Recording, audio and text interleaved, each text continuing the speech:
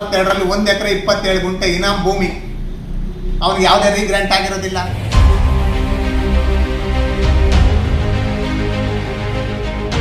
ಸರ್ಕಾರಿ ಭೂಮಿ ಮಾರಾಟ ಮಾಡ್ತಾರೆ ಅಂದ್ರೆ ಏನ್ರಿ ಆಗಿದೆ ಸರ್ಕಾರಿ. ಪಾವಗಡ ತಾಲೂಕಿನ ಕಸಬಾ ಹೋಬಳಿಯ ವಿರುಪ್ಸಮುದ್ರ ಗ್ರಾಮದ ಸರ್ವೆ ನಂಬರ್ 142 ಮೂಲತಃ ಸರ್ಕಾರಿ ಇನಾಮ್ ಭೂಮಿಯಾಗಿದೆ. ಪಹಣಿ ಕಲಂ 6ರಲ್ಲಿ ಈಗಲೂ ಕೂಡ ಇನಾಮ್ ಅಂತಾನೆ ದಾಖಲಾಗ್ತಾ ಇದೆ. ಇಂತಹ ಭೂಮಿಯನ್ನ ಸರ್ಕಾರದ ನಿಯಮಾವಳಿಗಳ ಪ್ರಕಾರ ಸಮಗ್ರವಾಗಿ ಪರಿಶೀಲನೆ ನಡೆಸದೆ ಏಕಾಏಕಿ ನೋಂದಣಿ ಮಾಡಿ ಪರಭಾರೆ ಮಾಡಿರೋದು ಗಂಭೀರ ಅನುಮಾನಕ್ಕೆ ಕಾರಣವಾಗಿದೆ ಎಂದು ಗೌರೆಡ್ಡಿ ಪ್ರಭಾಕರ್ ಆರೋಪ ಮಾಡಿದ್ದಾರೆ. ಸರ್ಕಾರಿ ಭೂಮಿಯ ನೋಂದಣಿಗೆ ಅವಕಾಶ ಕಲ್ಪಿಸಿರುವ ಪಾವಗಡ ಉಪ ನೋಂದಣಾಧಿಕಾರಿಯನ್ನ ಕೂಡಲೇ ಅಮಾನತುಪಡಿಸಿ ಪ್ರಕರಣದ ಕುರಿತು ಸಮಗ್ರ ತನಿಖೆ ನಡೆಸಬೇಕು. ಈ ಬಗ್ಗೆ ಕಂದಾಯ ಸಚಿವ ಕೃಷ್ಣ ಬೈರೇಗೌಡ ಅವರ ಗಮನ ಸೆಳೆಯಲಾಗುವುದು ಅಂತ ಪತ್ರಿಕಾಗೋಷ್ಠಿಯಲ್ಲಿ ತಿಳಿಸಿದ್ದಾರೆ. ಅದೇ ರೀತಿಯಾಗಿರ್ತಕ್ಕಂಥ ಇನ್ನೊಂದು ಸರ್ಕಾರಿ ಇನಾಮ್ ಜಮೀನನ್ನ ಮಾರಾಟ ಮಾಡ್ತಾರೆ. ಸರ್ಕಾರಿ ಭೂಮಿ ಮಾರಾಟ ಮಾಡ್ತಾರೆ ಅಂದ್ರೆ ಏನ್ರಿ ಆಗಿದೆ. ಸರ್ಕಾರಿ ಭೂಮಿನ ಯಾರೋ ಮಾರಾಟ ಮಾಡ್ತಾನೆ, ಅದನ್ನ ಈ ಸಬ್ ರಿಜಿಸ್ಟರ್ ನೋಂದಣಿ ಮಾಡ್ತಾನೆ. ಪಾವಗಡ ತಾಲೂಕು ಸಬ್ ರಿಜಿಸ್ಟರ್ ಏನ್ರಿ ಆಗಿದೆ ಮಿಸ್ಟರ್ ಸಬ್ ರಿಜಿಸ್ಟರ್. ಪಾಣಿ ಕಾಲಂ ನಂಬರ್ 6ರಲ್ಲಿ ಇನಾಮು ಅಂತ ಇದೆ. ಸರ್ಕಾರಿ ಭೂಮಿ ಇನಾಮ್ ಭೂಮಿ ಅಂತ ದಾಖಲೆಗಳೇ ತೋರಿಸ್ತಾ ಇದೆ. ಆದರೂ ಕೂಡ ಯಾವುದೇ ದಾಖಲೆಗಳನ್ನ ಪರಿಶೀಲನೆ ಮಾಡದೆ ಸರ್ಕಾರಿ ನಿಯಮಾವಳಿಗಳ ಅನ್ವಯ ನೋಡದೆ ಖಾತೆ ನೋಂದಣಿ ಮಾಡಿಕೊಟ್ಬಿಡ್ತಾರೆ ಪಾವಗಡ ತಾಲೂಕು ನೋಂದಣಾಧಿಕಾರಿ. ನಾನು ಫೋನ್ ಮಾಡಿ ಕೇಳಿದ್ರಿ, ಏನು ಸ್ವಾಮಿ ಸರ್ಕಾರಿ ಭೂಮಿನ ಮಾರಾಟ ಮಾಡ್ಲಿಕ್ಕೆ ನಿಂತಿದ್ದೀರಲ್ರಿ ಅಂತ ಅಂದ್ರೆ ನನ್ನ ಮೇಲೆ ಕಂಪ್ಲೇಂಟ್ ಕೊಡಿ ಸಾರ್ ಅಂತ. ಯಾವ ಮಟ್ಟಕ್ಕೆ ಬಂದಿದ್ದಾರೆ ಅಧಿಕಾರಿಗಳು.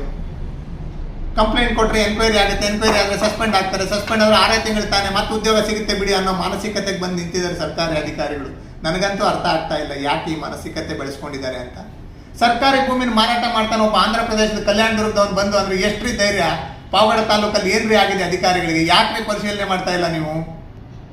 ನೋಡಿ, ವಿರುಪ್ಸಮುದ್ರ ಗ್ರಾಮದಲ್ಲಿ ಸರ್ವೆ ನಂಬರ್ 142ರಲ್ಲಿ 1 ಎಕರೆ 27 ಗುಂಟೆ ಇನಾಮ್ ಭೂಮಿ ಅವನಿಗೆ ಯಾವುದೇ ರೀಗ್ರಾಂಟ್ ಆಗಿರೋದಿಲ್ಲ. ಅವನ ಹೆಸರಿಗೆ ಪಾಣಿ ಮಾಡ್ತಾನೆ.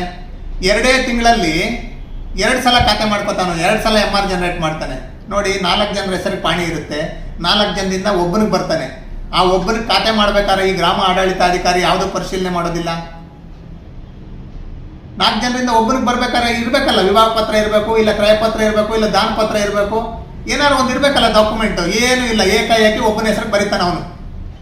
ಅಲ್ಲಿಂದ ಒಬ್ಬನ ಹೆಸರಿಗೆ ಬಂದಿದ್ದ ತಂದೆ ಹೆಸರಿಂದ ಮತ್ತೆ ಮಗನ ಹೆಸರಿಗೆ ಮಾಡ್ತಾನೆ. ಶ್ರೀಧರ ಅನ್ನೋ ಮತ್ತೆ ಮಸ್ತಾನ್ ಅಂತ ಏನೋ ಒಬ್ಬನು ಬರ್ಕೊಂಡು ಅವನು ಕಲ್ಯಾಣದುರ್ಗದವನು ಅಂತ. ಅವನೇನು ಮಾಡ್ಬಿಡ್ತಾನೆ, ಯಾರೋ ನಳಿನ ಅನ್ನೋ ಹೆಣ್ಮಗುಗೆ ಮಾರಾಟ ಮಾಡಿಬಿಡ್ತಾನೆ 6ನೇ ತಾರೀಕು, ಈ ತಿಂಗಳು 6ನೇ ತಾರೀಕು. ಅವನೇನೋ ದುಡ್ಡು ತೊಗೊಂಡು ಹೊಟ್ಬಿಟ್ಟು ಆ ಹೆಣ್ಮಗು ದುಡ್ಡು ಕೊಟ್ಲು, ಜಮೀನು ತೊಗೊಂಡ್ರು. ಪಾಪ ಹೆಣ್ಮಗು ಈಗ ಜಮೀನು ಇಲ್ಲ, ದುಡ್ಡು ಇಲ್ಲ, ಏನ್ರಿ ಆಗ್ಬೇಕೀಗ ಹೆಣ್ಮಗು ಪರಿಸ್ಥಿತಿ? ಸಾಲ ಸೋಲ ಮಾಡ್ಕೊಂಡು ತಂದು ಹಾಕಿರ್ತಾರೆ. ಏನೋ ಜಮೀನು ಬರುತ್ತೆ ಅನ್ನೋ ಆಸೆ ಇರುತ್ತೆ, ಎಲ್ಲರಿಗೂ ಆಸೆ ಇರುತ್ತೆ. ಜಮೀನನ್ನ ಕೃಷಿ ಮಾಡಬೇಕು, ಬದುಕು ಕಟ್ಕೋಬೇಕು ಅನ್ನೋದಿರುತ್ತೆ. ಆದರೆ ಅಧಿಕಾರಿಗಳಾಗಿರ್ತಕ್ಕಂಥವ್ರು ಇದನ್ನು ಪರಿಶೀಲನೆ ಮಾಡದೆ ಖಾತೆ ಮಾಡುವಂಥದ್ದು, ಮತ್ತು ಯಾರ್ದೋ ಜಮೀನು ಯಾರಿಗೋ ವರ್ಗಾವಣೆ ಮಾಡುವಂಥದ್ದು ಏನಾಗಿದೆ ತಾಲೂಕಿನ ಆಡಳಿತ ಅಧಿಕಾರಿಗಳಿಗೆ ನನಗಂತೂ ಅರ್ಥ ಆಗ್ತಾ ಇಲ್ಲ. ತಾಲೂಕು ಆಡಳಿತ ಅಡ್ಮಿನ್ ಸತ್ತೋಗ್ಬಿಟ್ಟಿದೆ. ಈ ಬಗ್ಗೆ ಮಾನ್ಯ ಶಾಸಕರು ವೆಂಕಟೇಶ್ ಅವರ ಗಮನಕ್ಕೆ ನಾನು ತರೋದು ಬಯಸ್ತಾ ಇದ್ದೀನಿ. ದಯವಿಟ್ಟು ಇದನ್ನು ಸ್ವಲ್ಪ ಕಡಿವಾಣ ಹಾಕಲಿಕ್ಕೆ ತಾವು ಮುತುವರ್ಜಿ ವಹಿಸಿ ಸರ್. ಯುವಕರಿದ್ದೀರಿ, ಹೆಂಗಿದ್ದೀರಿ, ತಾಲೂಕನ್ನು ಕಟ್ಟಬೇಕು ಅನ್ನೋ ಕಳಕಳಿಯಿಂದ ತಾವು ಕೂಡ ಭಾಳ ಮುಂಚೂಣಿಯಲ್ಲಿದ್ದೀರಿ. ಜಿಲ್ಲೆಯಲ್ಲಿ ಒಬ್ಬ ನಾಯಕರಾಗಿ ಬೆಳೀತಾ ಇದ್ದೀರಿ. ಇಂಥ ಅಧಿಕಾರಿಗಳನ್ನ ಇಟ್ಕೊಂಡ್ರೆ ನಿಮ್ಮ ತಲೆಗೆ ಮಸಿ ಬಳಿಯೋದಂತೂ ಖಚಿತ ಸರಿ. ಇವರು ದಯವಿಟ್ಟು ಇಂಥ ಅಧಿಕಾರಿಗಳಿಗೆ ಗಿವಿ ಹಿಂಡು ಅಂತ ಕೆಲಸ ತಾವು ಮಾಡಬೇಕು. ಈ ಖಾತೆ ಮಾಡಿರ್ತಕ್ಕಂಥದ್ದನ್ನು ರದ್ದುಪಡಿಸಬೇಕು ಅಂತೇಳಿ ತಹಸೀಲ್ದಾರ್ಗೆ ಅರ್ಜಿ ಕೊಟ್ಟಿದ್ದೀನಿ. ಇದು ರದ್ದುಪಡಿಸಬೇಕು, ಸರ್ಕಾರಿ ಭೂಮಿನ ಉಳಿಸಬೇಕು ಅನ್ನೋ ಅಂಥ ಆಂದೋಲನ ಇಟ್ಕೊಂಡು ಕೆಲಸ ಮಾಡುವಂಥ ಕಳಕಳಿಯಿಂದ ಬಂದಿದ್ದೀನಿ. ಇದರಲ್ಲಿ ಯಾವುದೇ ಸ್ವಾರ್ಥ ಇಲ್ಲ, ಗೊತ್ತಾಯ್ತಾ? ಹಾಗಾಗಿ ತಾವೆಲ್ಲರೂ ಕೂಡ ಸರ್ಕಾರಿ ಅಧಿಕಾರಿಗಳು ನಿಯಮಾವಳಿಗಳ ಅನ್ವಯ ಮಾಡದೆ ಕಾನೂನನ್ನು ಗಾಳಿಗೆ ತೋರಿ ನೀವು ಕೆಲಸ ಮಾಡೋದೇ ಆದರೆ ಮುಂದಿನ ದಿನಗಳಲ್ಲಿ ದೊಡ್ಡ ಮಟ್ಟದಲ್ಲಿ ರೈತರ ಒಡಗೂಡಿ ಪ್ರತಿಭಟನೆ ಮಾಡಬೇಕಾಗುತ್ತೆ ಅಂತೇಳಿ ನಾನು ಈ ಮೂಲಕ ತಮ್ಮ ಮೂಲಕ ನಾನು ಮಾಧ್ಯಮದ ಮೂಲಕ ತಾಲೂಕು ಆಡಳಿತಕ್ಕೆ ಎಚ್ಚರಿಕೆ ಕೊಡಲಿಕ್ಕೆ ಬಯಸ್ತಾ ಇದ್ದೀನಿ. ಧನ್ಯವಾದ.